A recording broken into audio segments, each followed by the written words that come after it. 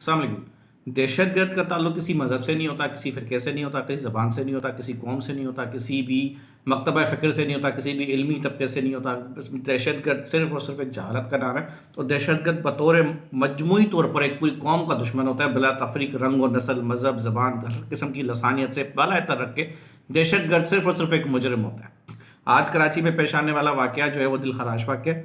سب سے پہلے آئین نافذ کرنے والے ان اداروں کو، پولیس کے ان جوانوں کو، رینجرز کے ان جوانوں کو، آرمی کے ان جوانوں کو، ان سیاستدانوں کو یا ان انتظامیہ کے ان اراکین کو جن لوگوں نے سب سے پہلے وہ جو پولیس والے جنہوں نے فرنٹ لائن پہ ان کا مقابلہ کیا، رینجرز جنہوں نے ان کو کاؤنٹر کیا، وہ تمام لوگ اس آپریشن میں شامل رہے. وہ سب لائق تحسین ہیں. ان سب کو مبارکباد پیش کرنے کے بعد میں بات کرنا چاہوں گا ان چند ٹکے کے صحافیوں کو اور ان چند ٹکے کے سیاستدانوں کو جو تحریک انصاف سے تعلق رکھتے ہیں. عمران خان صاحب تحریک انصاف کے بانی ہونے کے ناطے 2013 سے پشاور پہ حکومت کر رہے ہیں اور پشاور میں ان کے حکومت کے دوران متعدد بار دھماکے ہوئے.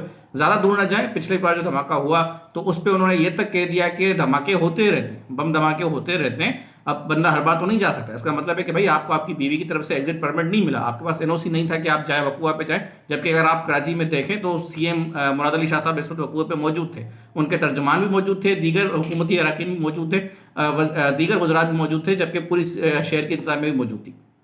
آئی جی سندھ بھی وہاں پہ موجود تھے.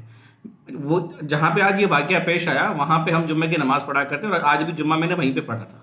ہو سکتا تھا کہ آج ہم بھی اس معاملے میں لقمہ اجل بن جاتے، لیکن اللہ تعالیٰ سب کی طرف جو ہے وہ اپنے خیر و عافیت رکھے.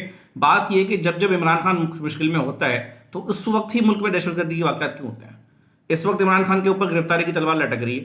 2014 میں عمران خان کے اوپر کا دھرنا، اس کو سیف ایگزٹ دینا تھا. پچھلے دنوں عمران خان کے اوپر جو ہے یہی اسی طرح کے سیاسی معاملہ چل رہے تھے، پشاور میں دھماکہ ہو جاتا ہے. بات یہاں پہ صرف یہ کہ طالبان کا نمائندہ طالبان خان، جو کہ عمران خان بیسیکلی وہ طالبان خان ہے، اگر آپ عمران خان اور دہشت گردی کے واقعات کو جوڑیں، عمران خان کی پریشانیوں کو جوڑیں اور دہشت گردی کے واقعات کو جوڑیں تو 2+2=5 کرنے میں کوئی مشکل تو نہیں ہے. سوال آئین سے، ریاست سے ہمیشہ میں یہ بنتا ہے کہ بھائی اس کے سہولت کار کون ہے، اس کے معاونین کون ہیں، کون اس کی پشت پناہی کرتا ہے اور کون اس کی بہاف پہ یہ سارے معاملات کرتا ہے.